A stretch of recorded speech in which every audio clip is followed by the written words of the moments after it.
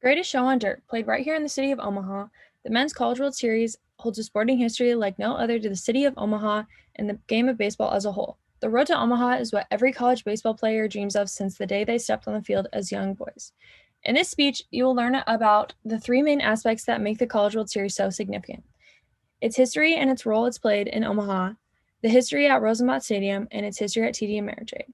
So, what is the College World Series and how is it significant to the city of Omaha? So, the College World Series is a tournament in which now 8 teams from across the country come together to play in Omaha in a tournament in a double elimination to compete for the national championship title of collegiate baseball. So, the College World Series started in 1947 in Kalamazoo, Michigan, in which it played 2 seasons, then moved to Wichita, Kansas in 1949, in which 4 teams played in that tournament, and then it moved to Omaha in 1950, where attendance numbers rose as the tournament was switched over to 8 teams in a double elimination bracket, which is what we have today.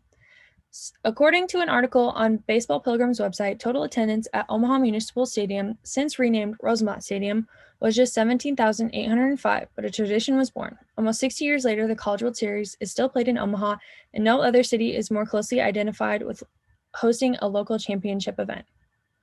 So, with the tournament being held in Omaha since 1950, there have only been 2 stadiums that the tournament has ever been home to, which are Rosenblatt Stadium and TD Ameritrade Park. So, how did Rosenblatt Stadium have an impact on the tournament in regards to atmosphere and making Omaha a permanent home?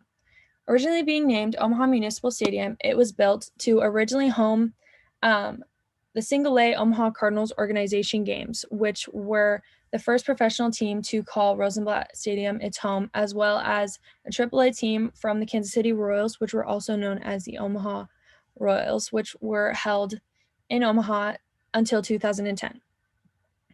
Called Municipal Stadium until 1964, when it was changed to Johnny Rosenblatt Stadium to honor former Mayor Johnny Rosenblatt. According to Baseball Pilgrim's website, Rosenblatt was the mayor of Omaha from 1954 to 1961, but before entering a life of public service, he played amateur and semi-pro baseball.